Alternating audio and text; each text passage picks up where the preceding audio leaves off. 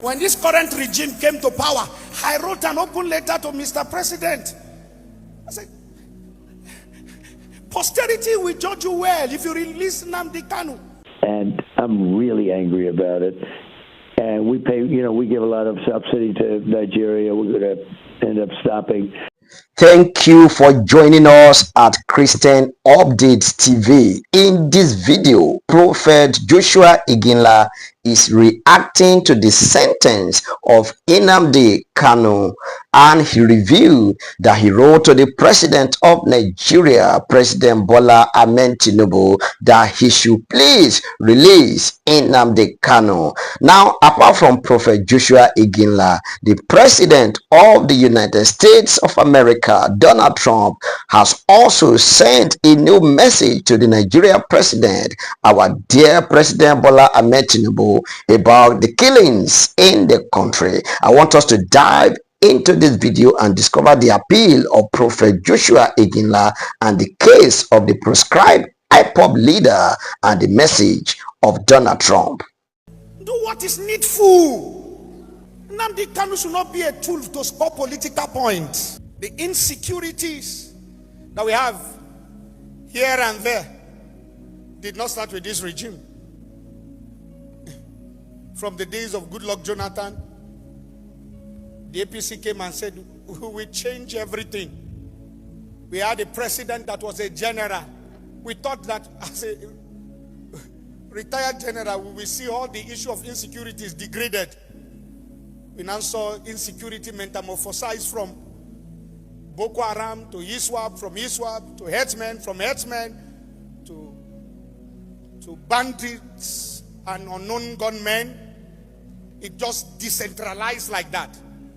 However, this present government, you campaign for this. You know the situation of Nigeria before you vote. You contested to become president, governor, local government chairman, councillors, senators, and House of Rep. So we are not going to excuse you.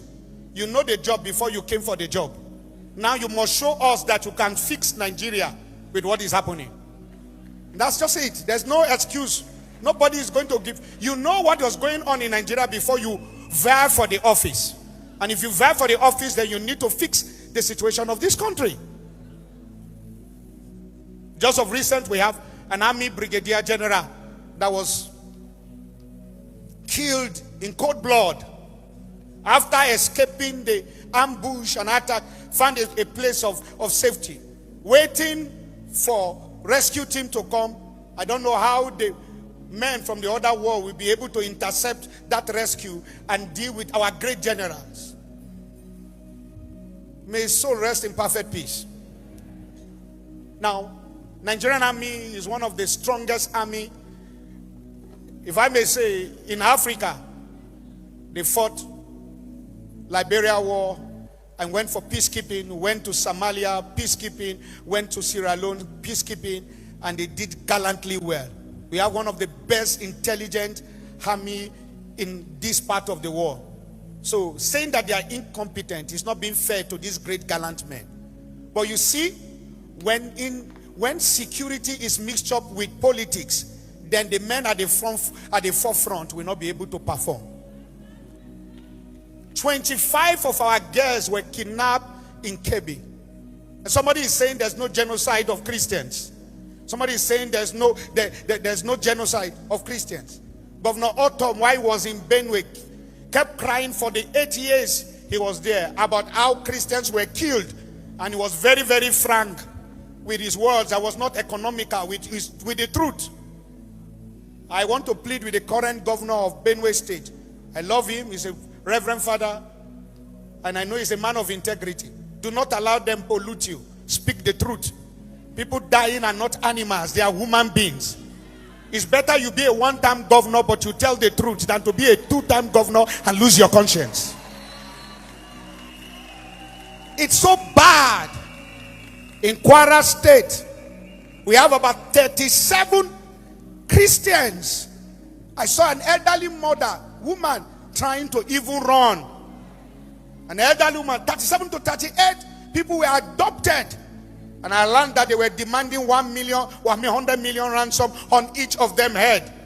And this is a CAC church, Christ Apostolic Church.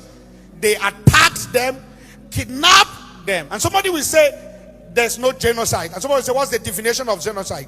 Genocide. What's the definition? When there is a mass cleansing of an ethnic group or a religion or a race. What do you think is that? They attacked the church and adopted people who went to pray. It's pathetic that in this country, we are staying in this country and have people who are some of our leaders who are voted into powers. What has gone wrong with the security votes that are given to our governors? What are you doing with it? Are you eating it or providing security for all lives and properties? In Niger State here, just after that, when we are trying to take our breath, somebody said 53, somebody said 315 lives again.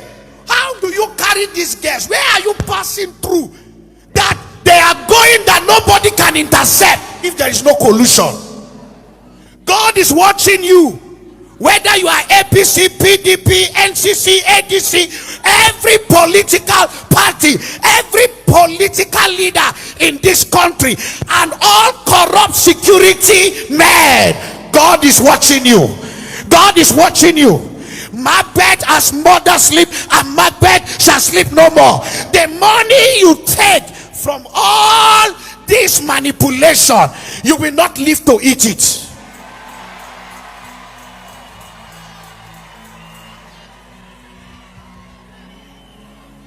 Somebody will say Christians should not talk. We should keep quiet. When our lives have been threatened, we should keep quiet. When we can no longer sleep, and when we are worshiping in the church, we are looking left and right, you say we should keep quiet. That devil is a bastard.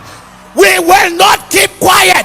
There is insecurity, and 95% of the people that are killed are Christians.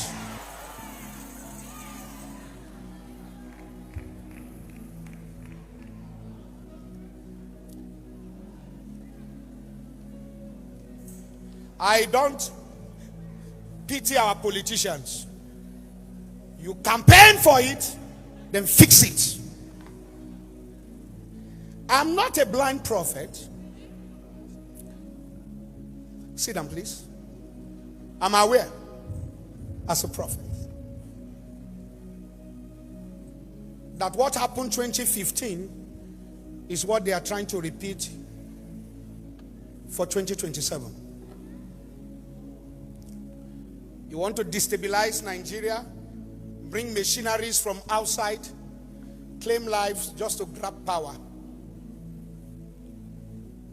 I'm not a sympathizer of this current government. I don't belong to any political party. But the truth must be said. Any politician that feels the innocent blood of Nigerians is what you want to use to do politics, your children will pay with their life.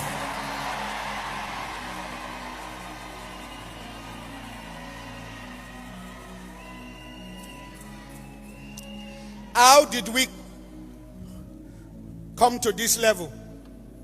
Is when there is no justice, no equity, no fairness, when there is imbalance in the three-tier of government, when there is no autonomy of the judiciary, where the judiciary and our judges can no longer pass judgment without interference and without manipulation and without political pressure or without financial inducement. That's where we are. So many people who feel they are supposed to see the judiciary as the last hope of man are beginning to lose faith in our judiciary system. Do I believe in Nigeria? I believe in Nigeria. Do I believe we have veracious judge, impartial judge? We have them. But it will take men with integrity to stand tall in the current condition of Nigeria today. I will not want to blame any judge, but I want to say this. When I look at the judgment that was passed on Nnamdi Kanu, okay, fine.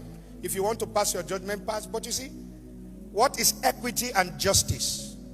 It is when we balance things, when we do things. How?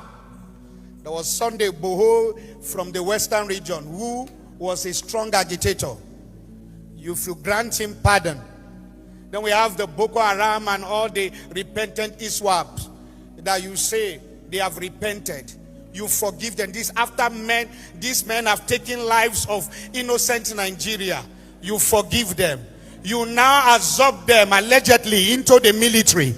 And then you now allow them. Then the one that have not killed, you only talk. You jail him. It is this imbalance in the scale of justice that is provoking Nigerians. If you want to do things well. We are not supporting any form of criminal activity. But we are saying, wait. If bandits can hold their gun and come to a meeting with the government after killing our policemen, our security men, adopting our daughters, and then you forgive them and you absorb them into the system allegedly, then something is wrong with the system of Nigeria. Something is wrong.